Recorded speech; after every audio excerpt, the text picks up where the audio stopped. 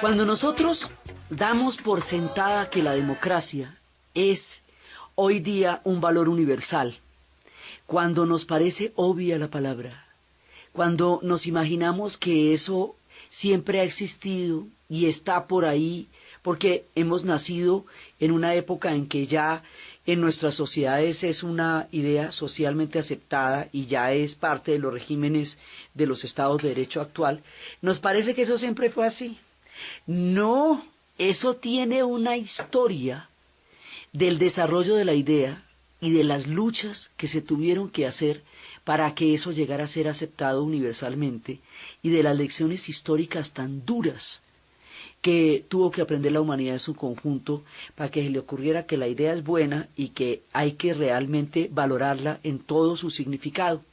Estábamos escuchando una canción de Bob Marley que dice: cada hombre tiene derecho a determinar su propio destino, y en este derecho no debe haber ningún tipo de parcialidad, ni en este juicio no puede haber ningún tipo de parcialidad. Hermano, tus derechos, hay que luchar por tus derechos, hombro a hombro luchamos por los derechos, porque es la manera de sobreponernos a todos estos problemas. Estos derechos son la democracia, el derecho que tiene cada uno a determinar su propio destino dentro de una sociedad en donde eso sea posible. Entonces la cosa suena normal, ¿no? Pero no.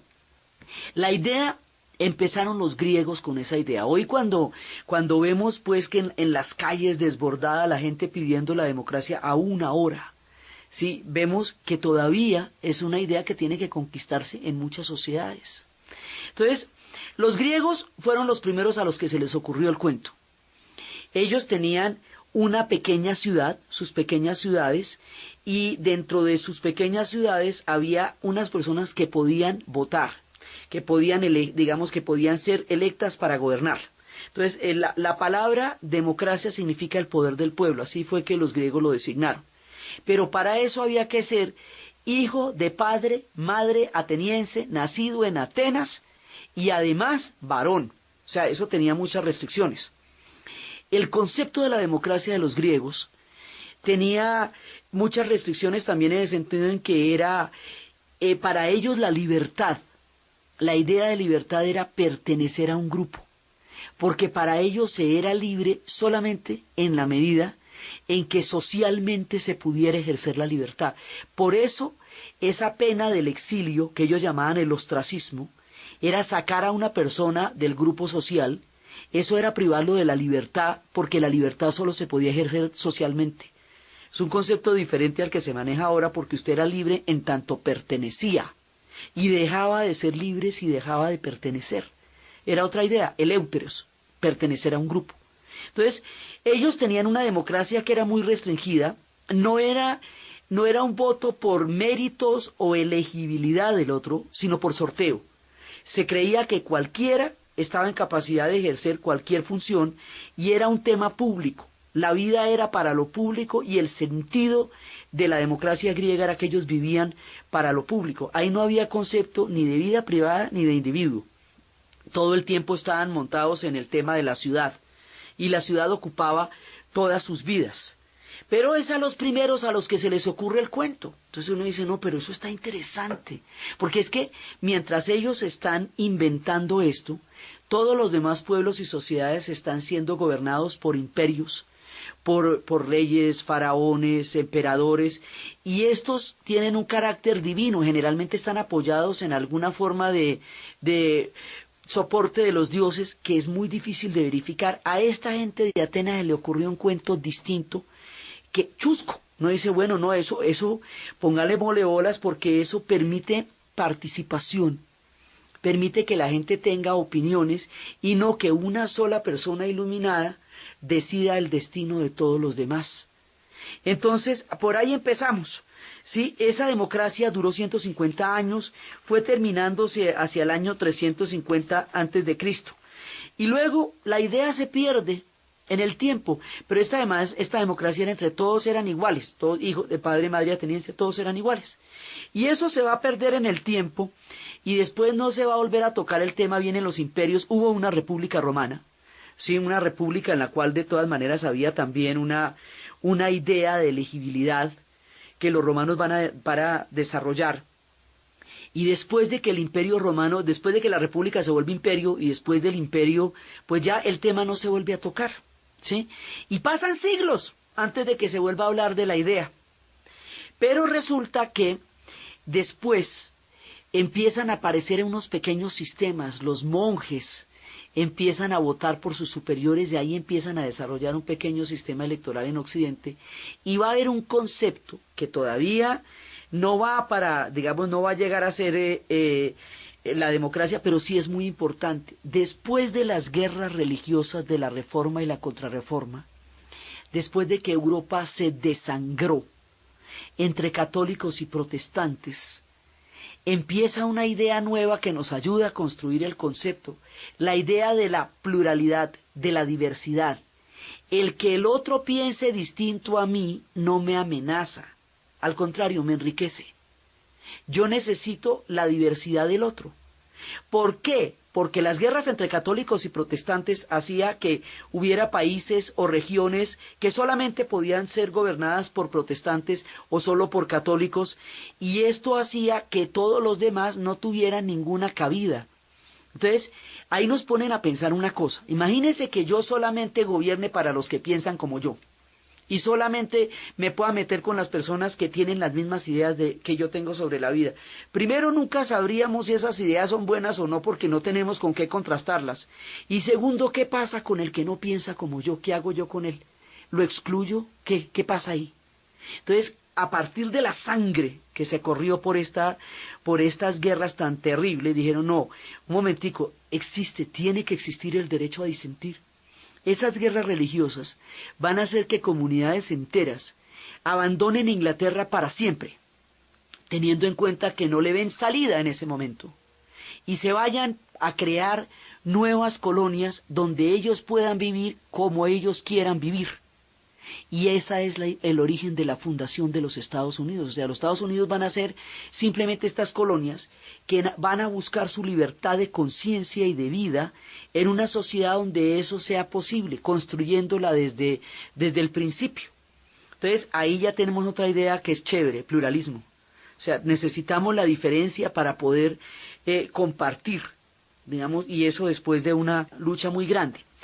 Luego, las ideas duran siglos para imponerse mientras la gente se las pilla.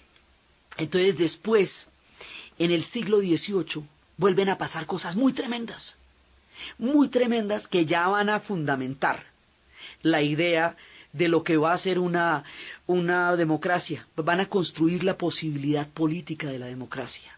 Entonces, una de las cosas que va a pasar es efectivamente la revolución de los Estados Unidos, porque ellos van a desarrollar una idea en la cual se van a independizar de los ingleses, se van a volver libres, pero además van a crear la idea de la igualdad del ciudadano ante la ley. La Constitución americana dice que es un principio autoevidente en sí mismo, que todos los hombres nacen iguales ante la ley, así empieza. Pero es que esto nunca antes se había puesto como una premisa para poder gobernar a un pueblo. Es la primera vez. Poquito tiempo después, ¿sí? Esto es en 1776.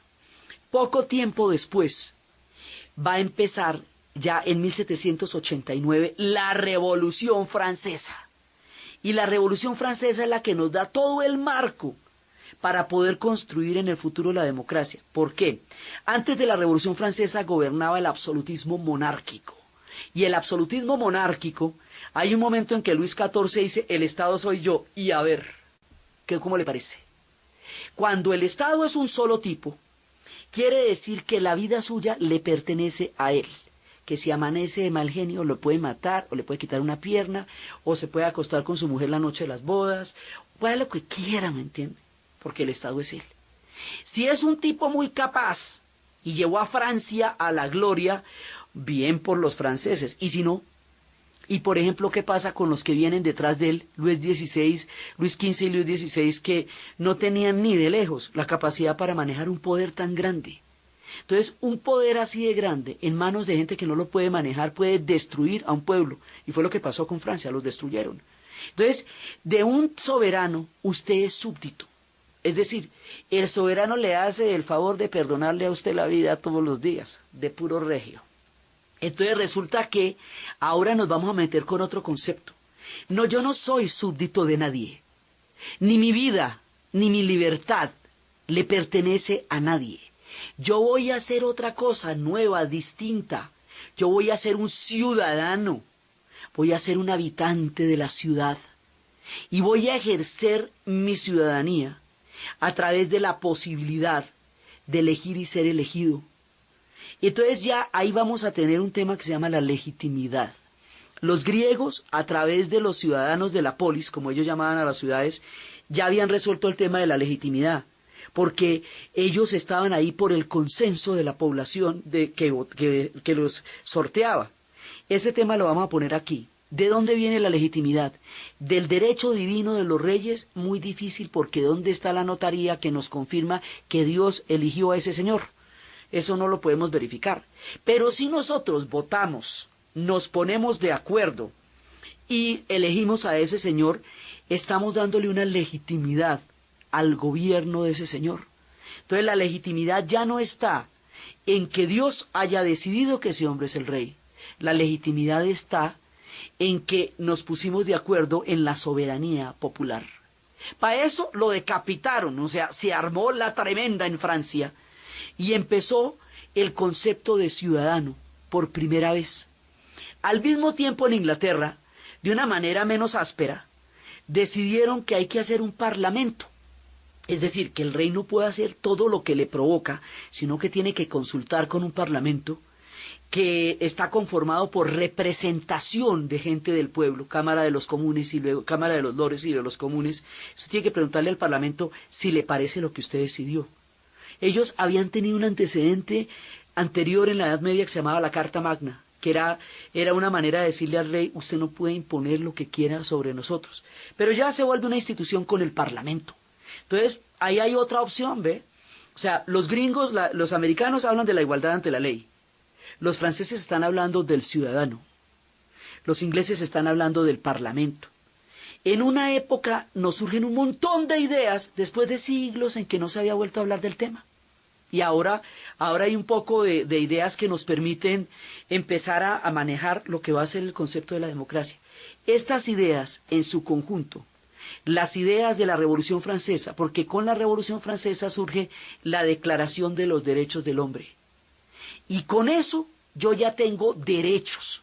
O sea, cuando yo pido el respeto a mi integridad física, a mi derecho a disentir, cuando yo pido el derecho a la vida, el inalienable derecho a la vida, yo no le estoy pidiendo a nadie un favor, yo estoy ejerciendo un derecho, eso es distinto. Porque cuando usted es súbdito, usted depende literalmente del favor del rey. Y el rey puede o no concederle el favor según amanezca contento por la mañana. Cuando usted tiene derechos, los derechos se ejercen, no se suplican, se ejercen. Entonces, esa idea de que el hombre tiene derechos es brillantísima, porque es la que nos abre la posibilidad de definir nuestro propio destino, como dice Bob Marley, que todo el mundo tiene derecho a hacerlo. Entonces, la idea es que aquí ya hay un cuento bueno, aquí hay un muy buen cuento, la Declaración de los Derechos del Hombre. ¿Cómo sería de peligrosa? Que cuando Antonio Nariño le dio por traducirla al español, le pegaron un carcelazo absolutamente increíble y le hicieron la vida miserable, porque el tener derechos en ese momento, bajo un imperio como el español, era lo más peligroso que se podía decir. Era una idea sumamente peligrosa. Con esas ideas, Francisco de Miranda, Eugenio Espejo por el Ecuador y Antonio Nariño vinieron a echar el cuento acá. Y con ese cuento se le va dando, van cogiendo un proyecto, Bolívar, San Martín, O'Higgins, Artigas, y van creando un continente con estas ideas. ¿Para qué? Para hacer una república. ¿Cuál es la diferencia? No vamos a ser súbditos de un rey, vamos a ser ciudadanos de una república. Y eso articula toda la revolución de la América Latina, el nacimiento de un continente se da a través de estas ideas. Así son de poderosas. Estamos contando la historia de una de las ideas más poderosas que ha existido en la construcción humana reciente. Así es de brava. Entonces, ahora, el tema con el ciudadano es un tema muy restringido en un principio. O sea, en un principio el ciudadano era el hombre, o sea, varón, propietario, mayor de edad y casado. Entonces, ese era un combo muy chiquito. Inclusive durante el régimen del terror de la Revolución Francesa, que lo tuvo, una mujer llamada Olympia de Gauche, también la decapitaron por decir que ese mismo derecho que tenían los hombres lo podían tener las mujeres, que como ¿por qué no? Y le cortaron la cabeza en su momento. Entonces, el derecho al voto se va a ir ampliando y ampliando y ampliando a lo largo de los tiempos y de la historia, y con eso va a haber luchas muy grandes. Muy grande. Ya después vamos a ver cómo hasta los 60 en los derechos civiles todavía se estaba luchando por ese derecho. Entonces, al principio, aún en las repúblicas independientes nuestras y en el mismo Estados Unidos, la gente de la comunidad negra, los afrodescendientes, no tenían ese derecho porque todavía estaban bajo la esclavitud. Entonces, la abolición de la esclavitud en Inglaterra, como el imperio era tan grande, es el primer paso para la abolición de la esclavitud en el planeta.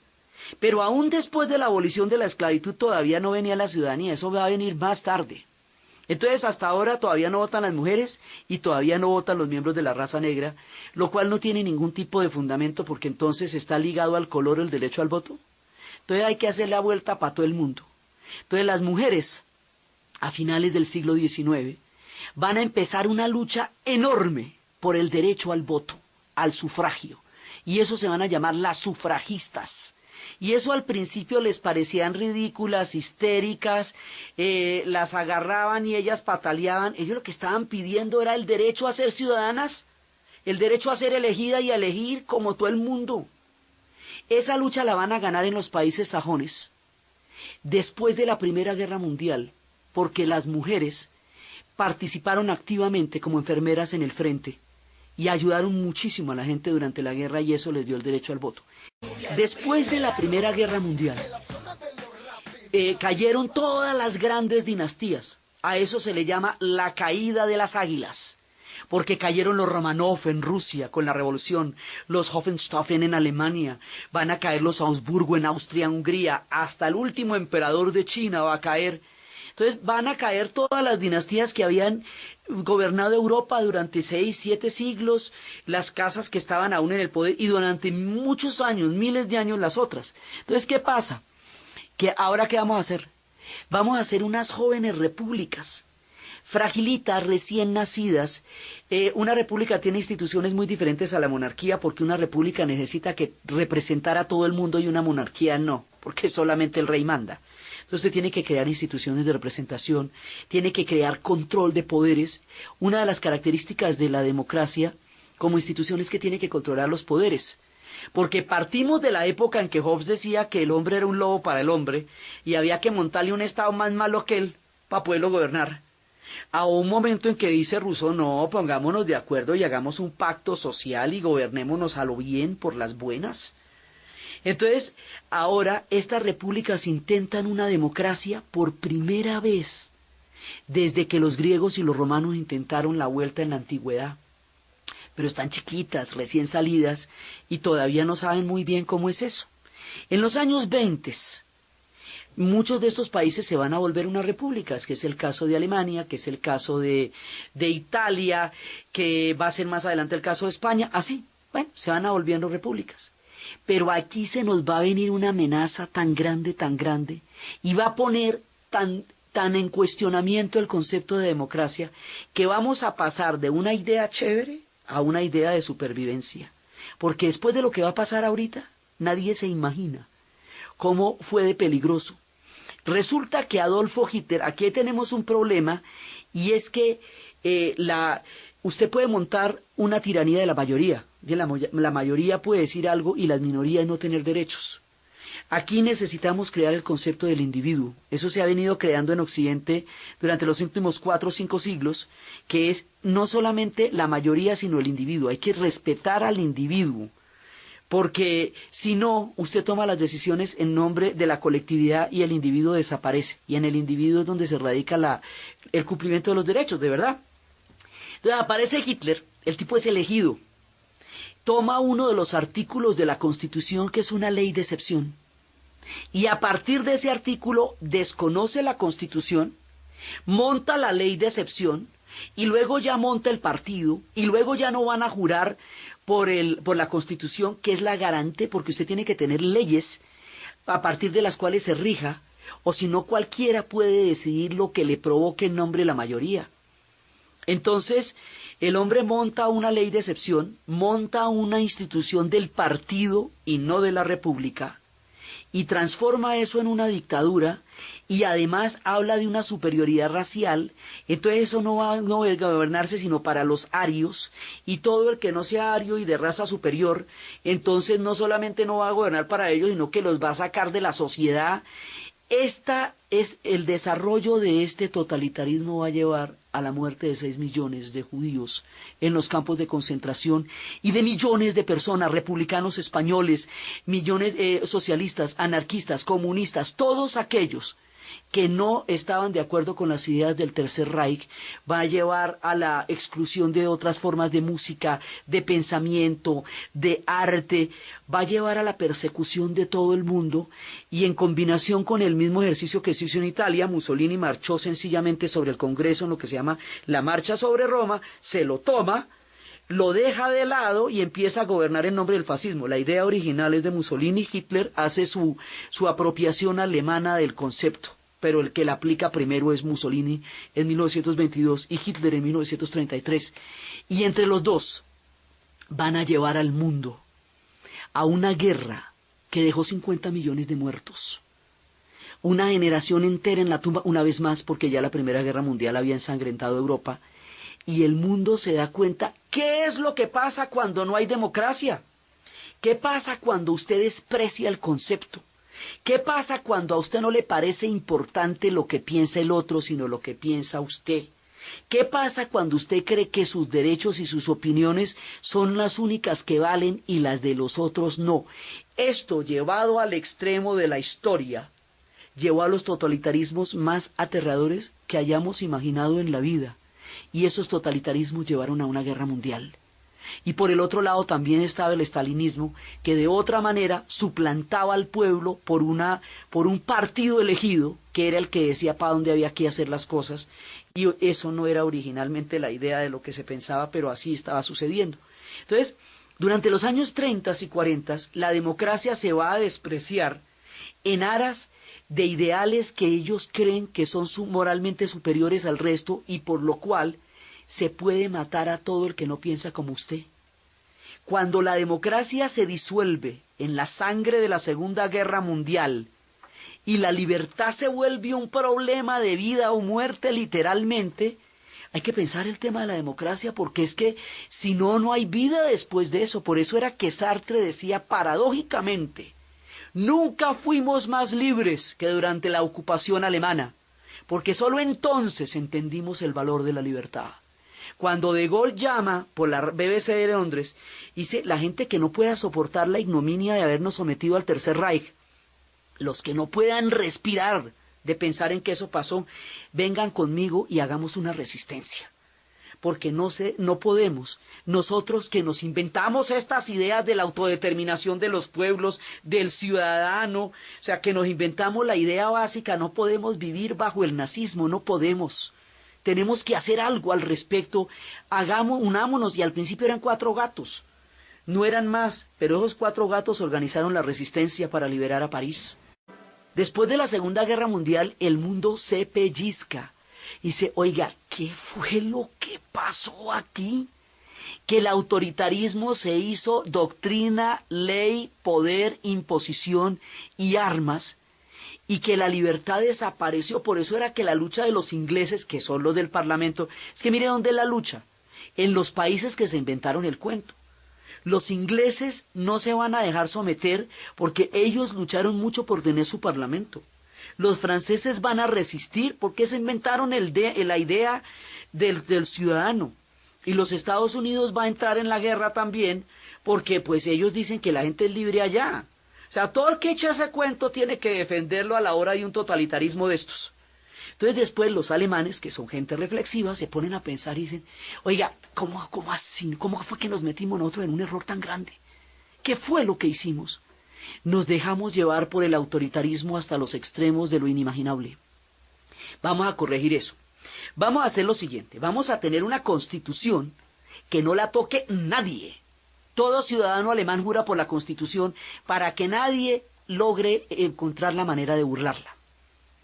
Esta nueva Alemania es para todos, porque uno de los problemas que tenía la Alemania nazi es que no era para todos los alemanes, era para unos alemanes, o sea, unos resultaban ahí más alemanes que otros. Entonces, esto que llaman Alemania tiene que ser que todo el que sea alemán pueda ser elegido y elegir, porque si no, ¿cómo hacemos? Entonces, los alemanes entienden que no es solamente el problema de la elección del voto, sino que además el problema también es de participación de todas las redes sociales, o sea, que usted pueda decidir en su cuadra, en su vecindario, en su parche, porque esas decisiones así, en lo particular, también son muy importantes. Entonces empiezan a generar instituciones que amplíen el concepto de democracia y de libertad a la vida cotidiana, lo más cercano que usted pueda de usted mismo. Y, digamos, utilizan la democracia como antídoto contra el horror del nazismo. Y lo aprenden sobre el colapso de la nación. 19 millones de alemanes murieron durante la Segunda Guerra Mundial y Alemania colapsó y quedó hecha pedacitos.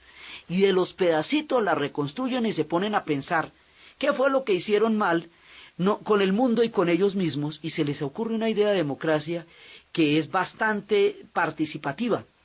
Ahora, la democracia en el siglo XIX también tiene otro concepto que es la democracia liberal, en donde también es importante que el individuo se pueda pronunciar.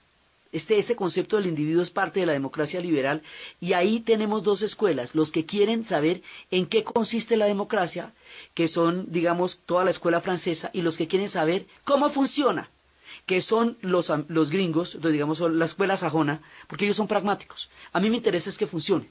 Dice, a mí me interesa de qué está compuesta.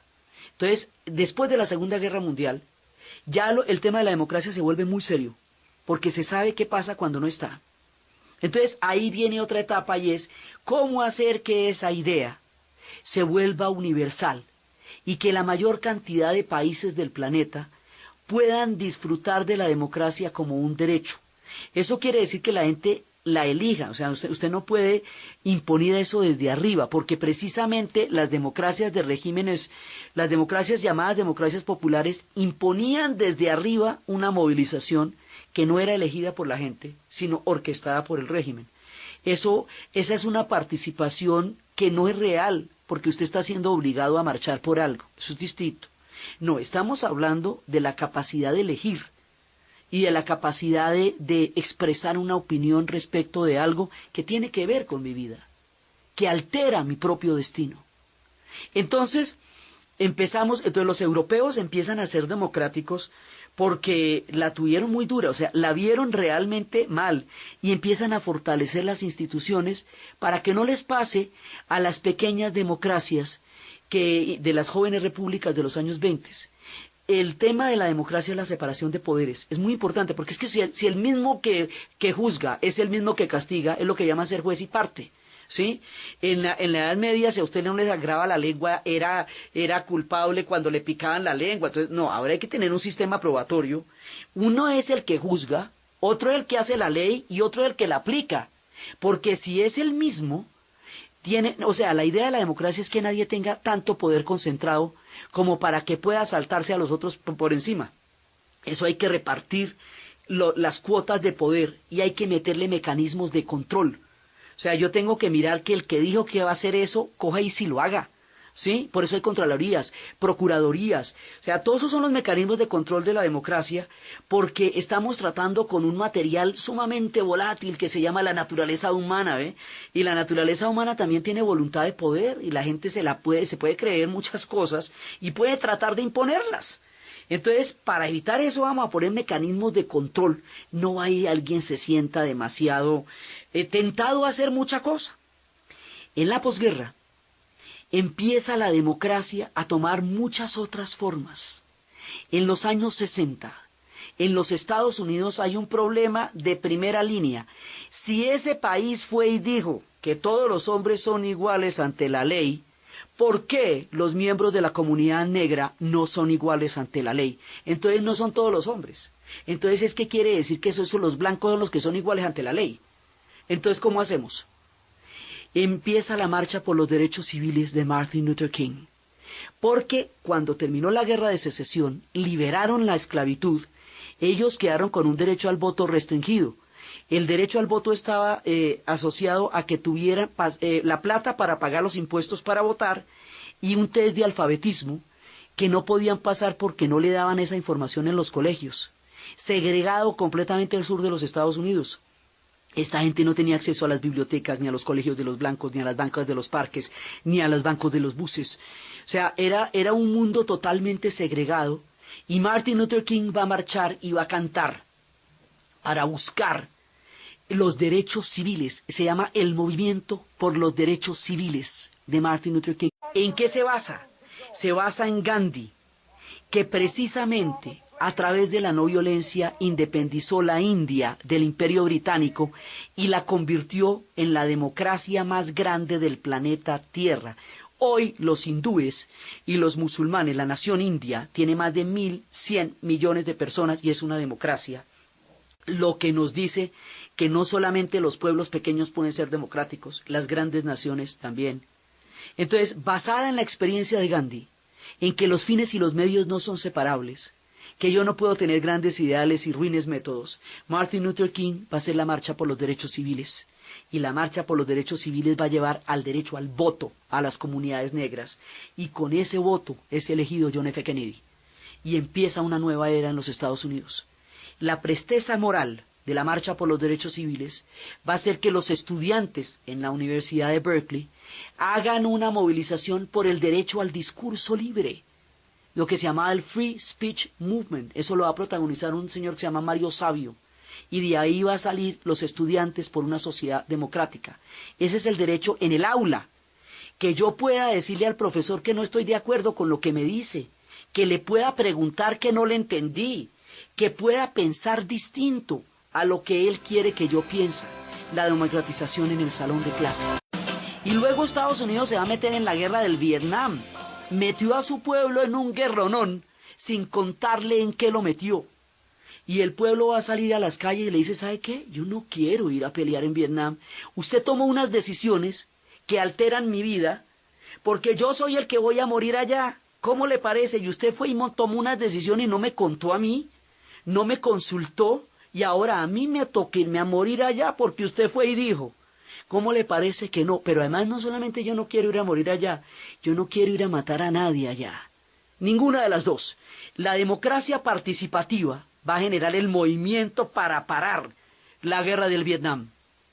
Y efectivamente, pararon la guerra del Vietnam y efectivamente llegaron los movimientos por los derechos civiles y las comunidades negras tuvieron el derecho a la justicia y a la ley que les estaba totalmente deprivado en el sur de los Estados Unidos. Hoy por hoy hay un presidente que fue elegido por la sociedad norteamericana como el primer presidente negro de los Estados Unidos. Esto, desde cuando era legal lincharlos y no había ninguna ley que lo prohibiera, es una marcha larguísima, larguísima, hasta lo que hoy se está viviendo. Entonces, a todas estas las mujeres habían marchado lo mismo, parejo, lo mismo, pero no tenían derecho a las decisiones políticas. Entonces dice, momentico, pero si nosotras tenemos los mismos riesgos, tenemos que tener capacidad para las mismas decisiones. Y ahí empiezan a surgir los derechos políticos de la mujer, a trabajo igual, salario igual. ¿Sí? O sea, si estamos en las mismas condiciones, nuestras condiciones tienen que ser iguales, políticamente hablando.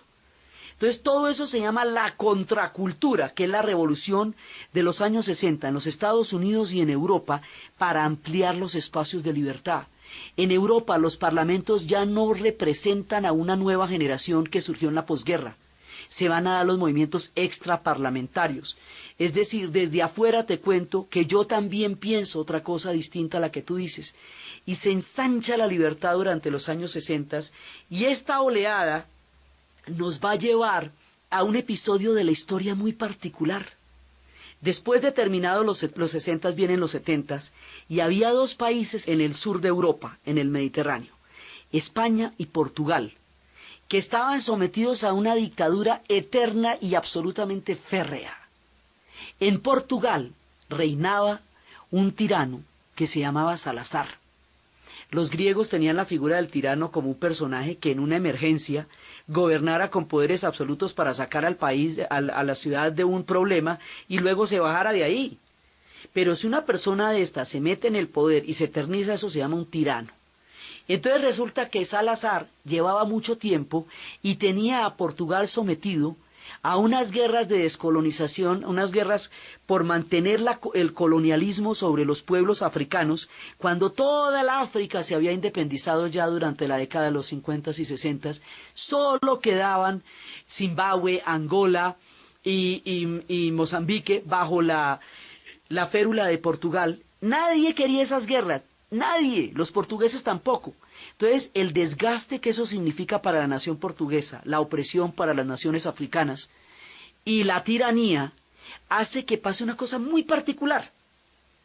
Un grupo de coroneles empezaron un movimiento que consistía en salir a las calles con los tanques llevando claveles en la boca del tanque, llevando claveles en las solapas, y diciéndole a la población que si ellos los apoyaban, que salieran a las calles con los claveles. Se trataba de un movimiento militar único en su género, que lo que quería era tumbar al tirano, llevar al pueblo a la democracia, abrir la libertad para Portugal con el apoyo de toda la población. Esto nunca se había visto. La consigna era, si estás de acuerdo conmigo, si quieres un Portugal libre, si estás de acuerdo con la nueva era y con que caiga el tirano Salazar, cuando suene en la radio la canción Grándula Vila Morena, vas a salir a la calle con un clavel en la solapa, y al sonido de la canción el pueblo salió a las calles para protagonizar lo que en la historia se conocería como la revolución de los claveles. Con esta canción y un clavel en la solapa, Portugal conquistó la libertad sin derramar una sola gota de sangre. Y el mundo no podía imaginar de qué se trataba esto que estaba sucediendo en Portugal. Sacaron a los presos políticos de las cárceles, los que estaban allí por delito de opinión. Salió toda la gente a buscar una nueva representación. Los días de España estaban contados. 2 años después moriría Franco y terminaría la dictadura del franquismo en España. Y así empiezan a entrar en la democracia pueblos que aún después de que el concepto se estaba manejando de una manera mucho más universal, todavía seguían metidos bajo las tiranías de hombres que se eternizaban en el poder. Entonces viene una escalada. Primero son España y Portugal, y van a tener después, para conformar una nueva entidad que se llama la Unión Europea, ya creando la Unión Europea, en un principio incipientemente con los que estaban en el lado de la Europa occidental, y luego ya se podrá hacer de una manera completa. Entonces, ahora la democracia tiene que tener plebiscitos, o sea, tiene que poder opinar sobre cosas que son decisivas, pero siempre bajo la Constitución, porque una época en que Napoleón III en Francia, a finales del siglo XIX, con un plebiscito se volvió emperador. No, mira, no se trata de eso. Vamos a hacer una cosa, los plebiscitos son para opinar sobre cuestiones vitales para nosotros, pero la Constitución sigue siendo la ley, la que nos garantiza la democracia.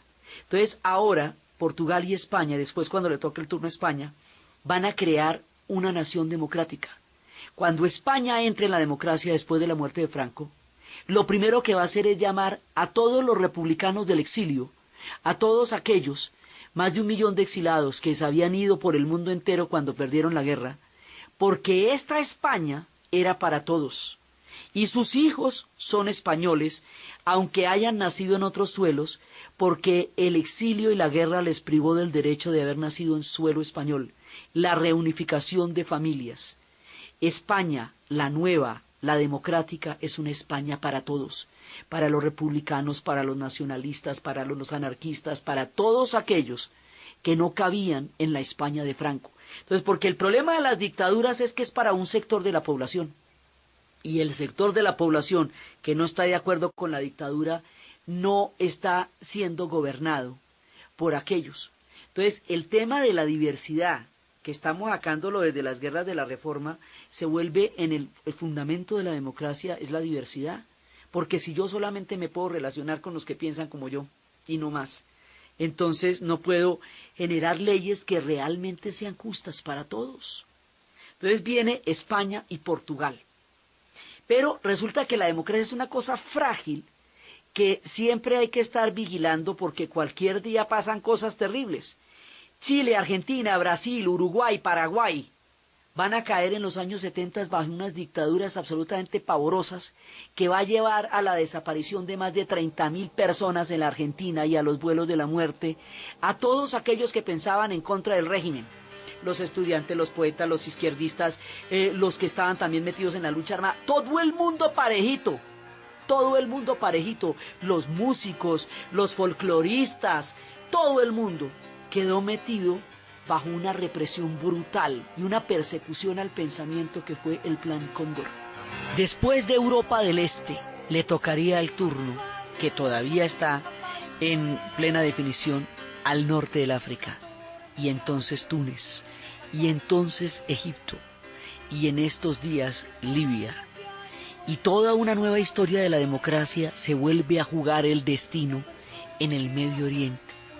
Y así, con una actualidad que está en punta, son las elecciones en Túnez también, que nos van a determinar cuáles son las tendencias que van a predominar en la construcción de este nuevo capítulo del país. Se aproximan las elecciones en Egipto, y todo eso nos dará respuestas a los grandes interrogantes de todas las revoluciones que están produciéndose en el norte del África y en el mundo árabe.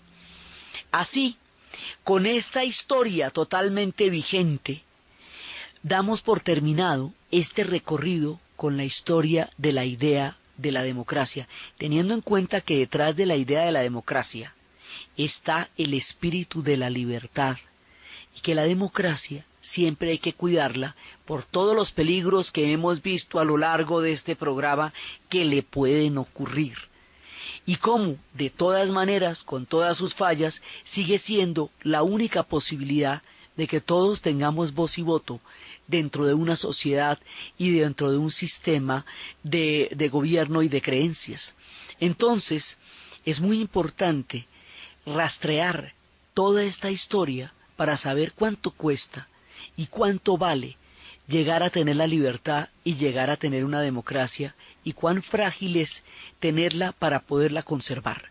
Entonces, desde los espacios de los griegos, del ágora, de la constitución de las primeras repúblicas, de la democracia participativa, del concepto de ciudadano, del concepto de individuo, del derecho que cada uno tiene a creer y a pensar en lo que quiera, y desde las posibilidades históricas que ha recorrido el mundo para entender esta idea, en la narración de Ana Uribe, en la producción de Jessy Rodríguez, y para ustedes, feliz fin de semana.